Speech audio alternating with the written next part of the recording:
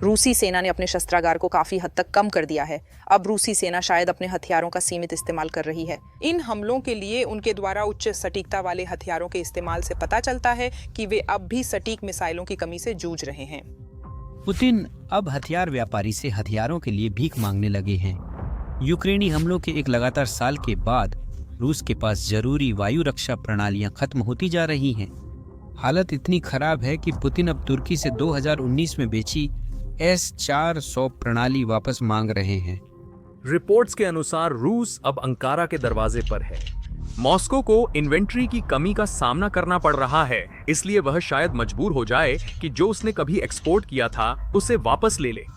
क्या यह घबराहट का संकेत है या फिर इससे भी कहीं ज्यादा गंभीर कुछ और हालात और भी खराब हो रहे हैं। रूस अब इतना कंगाल हो गया है कि वह अब वस्तु विनिमय कर रहा है। अनाज के बदले रॉकेट, सैनिकों के लिए ईंधन और शायद उत्तर कोरिया को परमाणु रहस्य भी सौंप रहा है। काफी पागलपन है ना? आज हम रूस के अपमानजनक पतन और पुतिन की हताशा पर बात करेंगे, जो अब भीख मांगने और वस्तु विनिमय पर आ गए हैं। आइए तुर्की से शुरू करते हैं, क्योंकि यह सबके केंद्र में है। अब हाल ही में अंकारा में बंद दरवाजों के पीछे रूसी अधिकारियों ने अपने तुर्की समकक्षों से मुलाकात की और एक अजीब अनुरोध रखा। हमें वे S-400 मिसाइल सिस्टम वापस भेज दो जो आपने कुछ साल पहले खरीदे थे। इस चौंकाने वाली खबर को सबसे पहले तुर्की मीडिया आउटलेट नेफेस ने रिपोर्ट किया था और बाद में कई अंतर्राष्ट्रीय स्रोतों ने इसकी पुष्टि की। सच कहें तो मॉस्को घुटनों के बल भीख नहीं मांग रहा, लेकिन स्थिति इतनी हताशाजनक है कि तुर्क भी हैरान रह गए। क्रेमलिन की स्थिति ठीक नहीं है और आंतरिक व्यवस्थाएं कमजोर होते ही वह पुराने ग्राहकों की ओर लौट रहा है। रूस द्वारा तुर्की को पहली बार S-400 बेचने पर भू राजनीतिक हलचल मच गई थी। 2017 में अंकारा ने मॉस्को से 2 बैटरियों के लिए $25 अरब में सिस्टम खरीदा, जिससे नाटो सहयोगी चौंक गए। कागजों पर तुर्की के पास नाटो की पैट्रियट मिसाइलें थीं, लेकिन वॉशिंगटन से तनावपूर्ण बातचीत से राष्ट्रपति एर्दोआन निराश हुए। पुतिन ने मौका देखा। 1 साल पहले सीरिया में तुर्की ने रूसी जेट गिराया था, जिससे दोनों सेनाएं आमने सामने आ गई थीं। मॉस्को ने अपनी सबसे उन्नत मिसाइल शील्ड एक नाटो सदस्य को देकर बाजी बदल दी। क्रेमलिन के लिए यह एक प्रचार जीत थी, इस बात का सबूत कि नाटो के अंदर भी एक देश रूसी हथियार खरीदने और बाकी देशों से अलग होने को तैयार था। तुर्की के लिए यह रणनीतिक जीत थी, क्योंकि उसे बेहतरीन वायु रक्षा प्रणाली मिली। 2017-2019 के बीच रूसी दलों ने तुर्की में इन प्रणालियों की डिलीवरी और स्थापना में मदद की थी।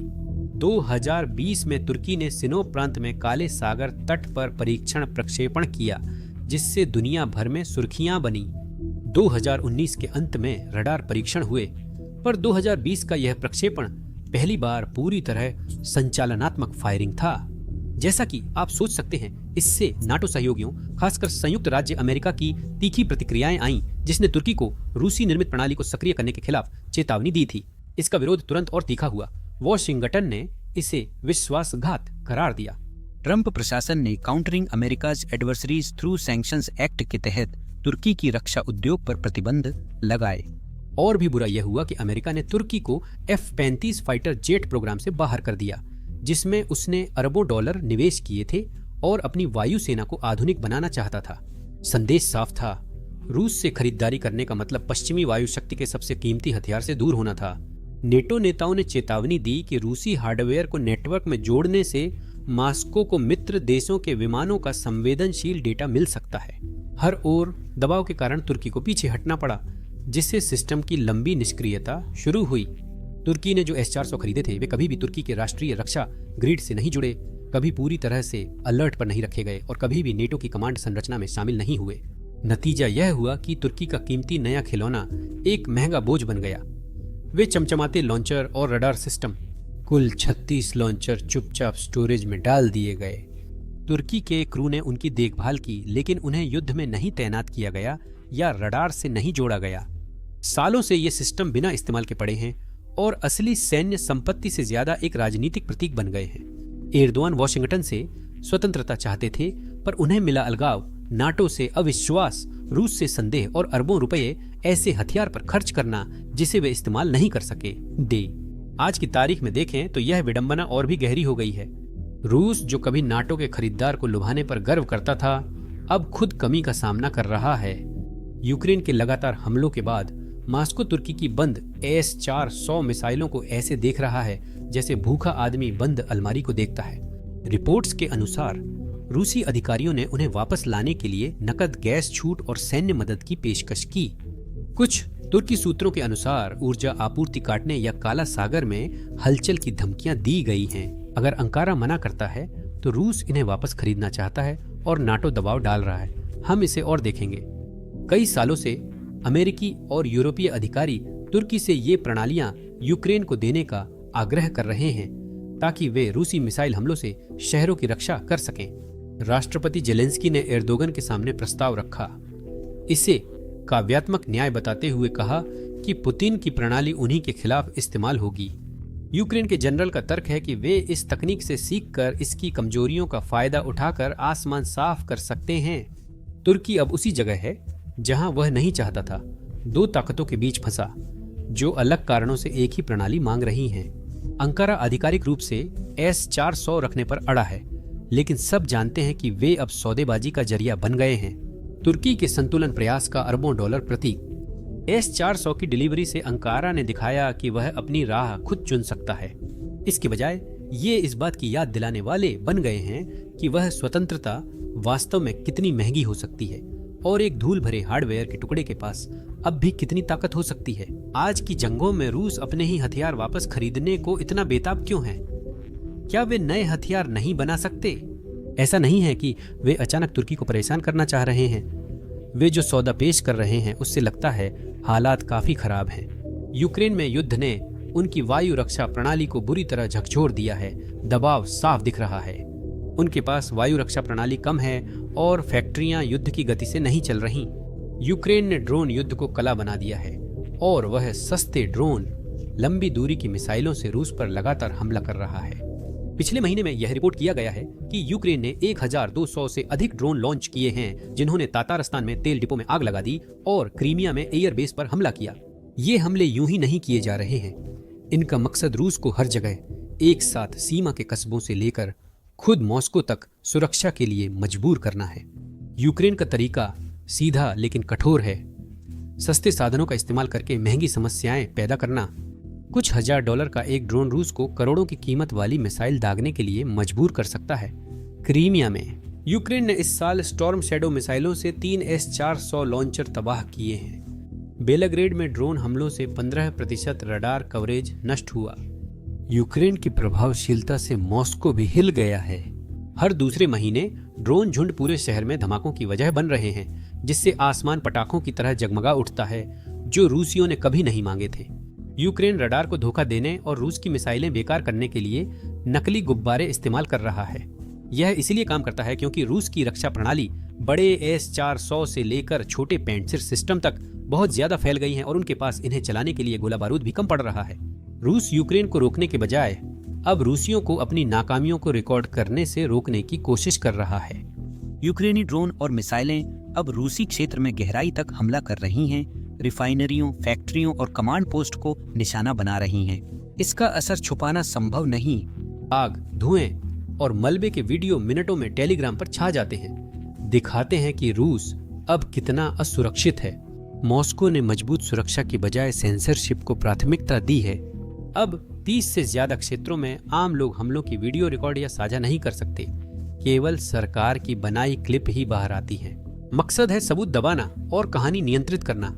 जितना वे जनता को चुप कराते हैं, सच उतना ही ज्यादा साफ होता है। हर बैन वीडियो या गैग ऑर्डर साबित करता है कि दूसरी सबसे ताकतवर सेना अपने शहरों की रक्षा नहीं कर पाती। यहाँ तक कि जब आंकड़े गिनने की बात आती है तो रूस के लिए गणित भी बहुत बुरा है। हर S-400 बैटरी की कीमत करीब $0.5 अरब है। यूक्रेन का दावा है कि उसने इस साल 12 बैटरियां तबाह की हैं। करीब $6 अरब का नुकसान हुआ, जिसमें रडार या प्रशिक्षित क्रू की कीमत शामिल नहीं है, जिन्हें तुरंत नहीं बदला जा सकता। रूस इन खाली जगहों को सस्ते बुक सिस्टम से भरने की कोशिश कर रहा है, लेकिन ये यूक्रेन द्वारा इस्तेमाल किए जा रहे नए पश्चिमी मिसाइलों को नहीं रोक सकते। 2022 से नाटो ने यूक्रेन में हजारों स्टिंगर और नासाम्स भेजे हैं, जिससे कीव को आसमान में बढ़त मिल रही है। इस बीच रूसी फैक्ट्रियां धीमी पड़ रही हैं। प्रतिबंधों ने मिसाइल निर्माण के लिए जरूरी माइक्रोचिप्स और उपकरणों की आपूर्ति रोक दी है। युद्ध से पहले अल्माज जानते जैसी योजनाएं हर साल 2 दर्जन S-400 बटालियन तैयार कर सकती थीं। अब उत्पादन आधा रह गया है और रिपोर्ट्स के अनुसार हर 5 में एक मिसाइल गुणवत्ता जांच में फेल होती है। अब यह सिर्फ कमी नहीं बल्कि संकट है। और इससे पहले कि कोई पूछे, नहीं, तथाकथित नेक्स्ट जनरेशन S-500 मदद के लिए नहीं आ रहे हैं। S-500, जिसे रूस की वायु रक्षा का सबसे बड़ा हथियार कहा जा रहा था, को पैट्रियट और forward area air defence system से बेहतर बताया गया था। असलियत इतनी चमकदार नहीं है। कुछ बैटरियां ही तैनात हैं, वो भी मुख्यतः परमाणु कमांड साइट्स या मॉस्को के पास।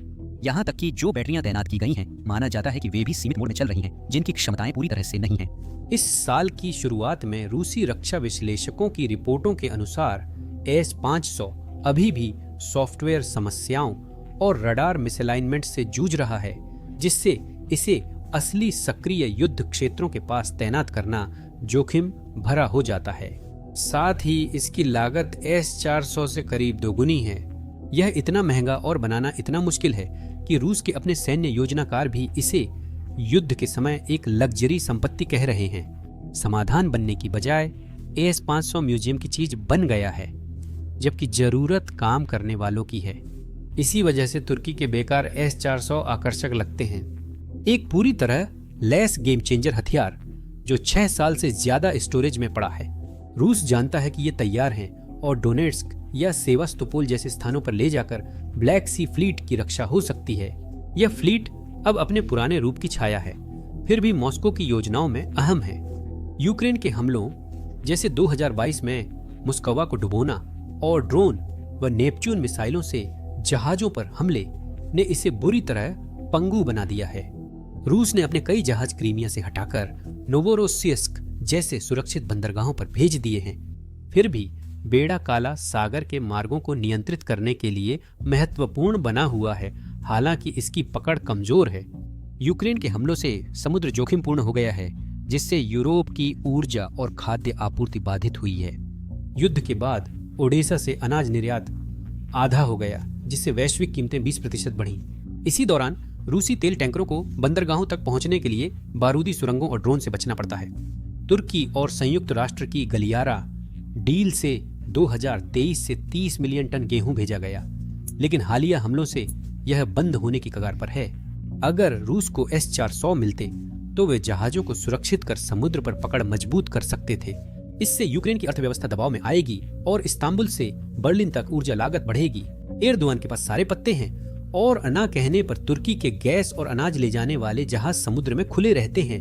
अंकारा मास्को की गुहार को अपने व्यापार मार्गों के लिए मुश्किल सौदेबाजी का हथियार बना रहा है। दिलचस्प यह है कि मास्को इन संपत्तियों को फिर हासिल करने पर इतना जोर क्यों दे रहा है। इसका असली कारण शायद मिसाइलें नहीं, बल्कि अपने राज्यों की हिफाजत भी है। क्रेमलिन के अंदर यह चिंता तेजी से बढ़ रही है कि अगर तुर्की को सही मौका मिला तो वह चुपचाप उन S-400 को नेटो के तकनीशियनों के लिए खोल सकता है। अगर अंकारा यूक्रेन को औपचारिक रूप से नहीं सौंपता, तब भी डर है कि नाटो इंजीनियरों ने पर्दे के पीछे देख लिया है। अगर पश्चिमी रक्षा प्रयोगशालाओं को S-400 के रडार कोड्स, सिग्नल पैटर्न्स या एंगेजमेंट प्रोटोकॉल्स तक पहुंच मिल जाती है, यह खेल बदलने वाला साबित हो सकता है। नेटो ऐसे डिकॉय, जैमर या स्टेल्थ अपग्रेड्स विकसित कर सकता है जो अगले कुछ वर्षों में इस सिस्टम को लगभग बेकार बना दें। रिपोर्टों के अनुसार यह रूस की राष्ट्रीय सुरक्षा के लिए आपदा होगी। रूसी अधिकारियों ने अंकारा को चेताया कि S-400 को लेकर नेटो से कोई भी सहयोग शत्रुतापूर्ण माना जाएगा और संभवतः प्रतिशोध हो सकता है। यह दिखाता है कि मास्को उन संग्रहित प्रणालियों के खुलासे को लेकर कितना चिंतित है। रूस की तुर्की से की गई अपील यह दिखाती है कि हालात कितने गंभीर हो गए हैं। लेकिन सवाल ये है कि जब मास्को ने भारत, चीन, अल्जीरिया, बेलारूस को भी S-400 बेचे, तो सिर्फ अंकारा पर ही ध्यान क्यों? इसका जवाब भूगोल, राजनीति और गहरी बेबसी के जटिल मेल में छुपा है, जिसमें विडंबना भी शामिल है। जाने तुर्की का भंडार रूस के लिए क्यों सबसे अच्छा है। तुर्की की S-400 मिसाइलें खास हैं क्योंकि नाटो की प्रतिक्रिया के बाद अंकारा ने इन्हें बेकार छोड़ दिया। तुर्की ने इन प्रणालियों को कभी पूरी तरह सेना में नहीं अपनाया। इससे ये एक दुर्लभ, अप्रयुक्त संपत्ति बन जाती हैं, जिसे रूस अपने लिए हासिल करने के लिए उपयुक्त मानता है। उदाहरण के लिए भारत अपने AS-400 सिस्टम पर चीन और पाकिस्तान से आने वाले खतरों का मुकाबला करने के लिए निर्भर करता है, खासकर अपनी तनावपूर्ण हिमालयी सीमा पर। इन्हें छोड़ना भारत की रक्षा को कमजोर करेगा, इसलिए रूस जानता है कि भारत से मांगना बेकार है। चीन अपने S-400 सिस्टम का उपयोग दक्षिण चीन सागर में रक्षा और अमेरिकी जापानी सेनाओं को रोकने के लिए करता है। बीजिंग रूस को जूनियर पार्टनर मानता है और अपनी सुरक्षा मजबूत करने वाले सिस्टम कभी वापस नहीं करेगा। अल्जीरिया अपने AS-400 सिस्टम पर उत्तर अफ्रीका में हवाई वर्चस्व बनाए रखने के लिए निर्भर करता है, जबकि बेलारूस, जो पूरी तरह से मॉस्को के साथ जुड़ा हुआ है, उसके पास देने के लिए कोई अतिरिक्त सिस्टम नहीं है। यह इसलिए है क्योंकि उसकी रक्षा प्रणाली नाटो के पूर्वी मोर्चे की सुरक्षा में है। इसके विपरीत तुर्की के पास ये निष्क्रिय बैटरियां बिना इस्तेमाल की स्पोर्ट्स कारों की तरह रखी हैं, जिससे वे रूस की अपील के लिए आसान लक्ष्य बनती हैं। भूगोल भी इसमें बड़ी भूमिका निभाता है। तुर्की काला सागर के किनारे यूक्रेन के युद्ध क्षेत्रों के करीब स्थित है। अंकारा से डोनेट्स्क या सेवस्तोपोल में रूसी मोर्चों तक S-400 ले जाना तेज लॉजिस्टिकल जीत होगी। एशिया या अफ्रीका से सिस्टम भेजने के विपरीत रूस के लिए समय बहुत महत्वपूर्ण है, क्योंकि यूक्रेन के लगातार हमलों के चलते उसकी वायु रक्षा प्रणाली बिखर रही है। रूस कमियां पूरी करने को दूसरी जगह देख रहा है, पर विकल्प कम हैं। ईरान ने ड्रोन और फतेह 110 मिसाइलें सप्लाई की हैं। 2023 से करीब 2000 डिलीवरी हुई हैं। हालांकि इसकी एयर डिफेंस तकनीक रूस की जरूरतों से पीछे है। चीन HQ-9 जैसी सस्ती कॉपीज ला सकता है, लेकिन इनमें S-400 जैसी रेंज और विश्वसनीयता नहीं है। बीजिंग पश्चिम से तनाव नहीं बढ़ाना चाहता, इसलिए वह रूस को खुलेआम हथियार देने से बच रहा है। ये आधे अधूरे कदम दिखाते हैं कि रूस तुर्की के भंडार पर इतना ध्यान क्यों दे रहा है। यह एक तैयार समाधान है जो पहले से बना हुआ है और युद्ध में आजमाया जा चुका है और बस थोड़ी सी समुद्री यात्रा की दूरी पर है। मुद्दा मूलतः राजनीतिक है। रूस और तुर्की के नेताओं पुतिन और एर्दोआन का समझौते करने का लंबा इतिहास है, गैस पाइपलाइनों से लेकर सीरिया में युद्ध विराम तक। रूस को लगता है कि एर्दोआन सौदे के लिए लचीले हैं, खासकर अगर उसमें सस्ती ऊर्जा या व्यापारिक फायदे हों। अन्य S-400 खरीदार इतनी छूट नहीं देते, इसलिए अमेरिका रूस के साथ भारत का संतुलन उसे बड़े समझौते में सतर्क बनाता है। चीन मास्को की अपीलों से प्रभावित होने के लिए बहुत शक्तिशाली है। अल्जीरिया और बेलारूस या तो बहुत अधिक दबाव में हैं या रूस पर सौदेबाजी के लिए बहुत अधिक निर्भर हैं। तो तुर्की सबसे अलग नजर आता है। एक नाटो देश ने रूसी मिसाइलें खरीदी, इसकी कीमत चुकाई और अब वही सिस्टम है जिन्हें मास्को लौटाना चाहता है। यह रूस के लिए एक विनम्र कर देने वाला मोड़ है, जो कभी अपने हथियारों को दुनिया भर में बेचने पर गर्व करता था और अब एक सतर्क साझेदार से अपनी ही तकनीक वापस पाने की गुहार लगा रहा है।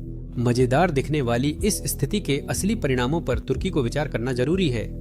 तुर्की के अंदर S-400 सिर्फ एक विदेश नीति की समस्या नहीं रह गए हैं, वे एक राजनीतिक बारूदी सुरंग बन गए हैं। एर्दोआन ने 2017 में इसे तुर्की की संप्रभुता और अपने रक्षा विकल्प चुनने के अधिकार के लिए साहसी कदम बताया था। वॉशिंगटन की अनदेखी करते हुए उनके समर्थकों के लिए इस खरीद को एक राष्ट्रवादी जीत के रूप में पेश किया गया, यह साबित करते हुए कि अंकारा अब नाटो के दबाव के आगे नहीं झुकेगा। अब अगर इन प्रणालियों को रूस को वापस किया जाता है या यूक्रेन भेजा जाता है, तो इससे पीछे हटना या झुकना जैसा लगेगा। तुर्की की सैन्य उच्च कमान विभाजित है। कुछ लोग जनरल रक्षा प्रणाली से बेकार बोझ हटाकर आधुनिक पश्चिमी उपकरणों के लिए रास्ता बनाना चाहते हैं। कुछ लोगों को लगता है कि S-400 हटाना प्रतिष्ठा की हानि या पश्चिमी मांगों के आगे झुकना माना जा सकता है। एर्दोआन की पार्टी में दांव और ऊंचे हैं। कट्टरपंथी लोग मास्को के साथ संबंधों की रक्षा करना चाहते हैं और इस सर्दी गैस संकट को भड़काने से बचना चाहते हैं। मध्यमपंथी मानते हैं कि नाटो से संबंध सुधारने का दीर्घ लाभ अल्पकालिक असुविधा से ज्यादा है। सर्वेक्षण भी यही बताते हैं। जनता बंटी है। कई तुर्क वॉशिंगटन पर भरोसा नहीं करते, जबकि एर्दोआन की स्वतंत्र नीति की आर्थिक लागत से निराशा बढ़ रही है। मुद्रास्फीति लगभग 60% के आसपास बनी हुई है। ऊर्जा की कीमतें बढ़ रही हैं। आम लोगों के लिए कूटनीति अमूर्त नहीं है। यह इस पर निर्भर करता है कि जनवरी में हीटिंग बिल कितना बढ़ता है। S-400 का फैसला अब उस स्टॉर्म 1 रडार सिस्टम के केंद्र में है, जो स्टोरेज में फंसा हुआ है, और यह सैन्य रणनीति से लेकर सुपर मार्केट की कीमतों तक हर चीज पर असर डाल रहा है। एर्दोआन के लिए S-400 सिर्फ बोझ नहीं, वे इसका फायदा भी उठा रहे हैं। वॉशिंगटन ने स्पष्ट किया कि रूसी निर्मित सिस्टम भविष्य के रक्षा सौदों में बड़ी रुकावट है, लेकिन इसका मतलब यह भी है कि इन्हें सौंपने से वे अवसर खुल सकते हैं जिनका अंकारा वर्षों से पीछा कर रहा है। कहा जा रहा है कि AS-400 यूक्रेन को देने से F-35 प्रोग्राम में फिर प्रवेश मिल सकता है। यह शायद अन्य अमेरिकी विमानों के सह उत्पादन अधिकार भी सुनिश्चित कर सकता है। एर्दोआन तुर्की की रक्षा आपूर्ति श्रृंखला में फिर से भूमिका निभाने की कोशिश कर रहे हैं और उन फैक्ट्रियों का हवाला देते हैं जो F-35 के पुर्जे बनाती थीं, लेकिन 2019 में प्रतिबंधों की वजह से रोक दी गईं। उस अनुबंध का कुछ हिस्सा भी वापस पाने से अरबों की आमदनी होगी, उनकी प्रतिष्ठा फिर से बहाल होगी और तुर्की के बेड़े को दुनिया के सबसे आधुनिक लड़ाकू विमानों से लैस किया जा सकेगा। अगर F-35 विकल्प नहीं रहता तो एर्दोआन ने F-16 ब्लॉक 70 जेट्स और अपग्रेड किट्स का नया पैकेज सुझाया है, जिसके लिए तुर्की वॉशिंगटन में लंबे समय से पैरवी कर रहा है। ये विकल्प अंकारा की वायुसेना पर दबाव घटाएंगे और तुर्की नाटो संबंधों में सुधार का संकेत देंगे। एर्दोआन के लिए S-400 को छोड़ना हार नहीं बल्कि मास्टर स्ट्रोक हो सकता है। राजनीतिक शर्मिंदगी को सौदेबाजी के ऐसे हथियार में बदलना जिससे उन्हें मनचाही ताकत मिलती है। दबाव दोनों ओर है। अगर एर्दोआन ने मॉस्को को नाराज किया तो असर तुरंत हो सकता है। S-400 लौटाने से इन कार रिश्तों को तुरंत बिगाड़ सकता है और रूस के पास दबाव के कई तरीके हैं। तुर्की के सर्दियों में प्रवेश पर गैस सप्लाई और व्यापार मार्गों में बाधा आ सकती है। काला सागर या सीरिया में मुश्किलें आ सकती हैं, जहां तुर्की और रूसी सैनिक पहले से ही आमने सामने हैं। महंगाई और कर्ज से जूझती अर्थव्यवस्था में रूसी प्रतिशोध का संकेत भी बाजारों को हिला सकता है और एर्दोआन को नुकसान पहुंचा सकता है। क्रेमलिन को तुर्की के ना से ज्यादा तुर्की के यूक्रेन को हाँ कहने का डर है। अगर यूक्रेन को S-400 मिलते हैं तो रूस पर बड़ा असर पड़ेगा। सैन्य दृष्टि से यह यूक्रेन को ऐसा हथियार देगा जिससे वह रूस की पहले से ही कमजोर हवाई सुरक्षा में और भी गहरे छेद कर सके।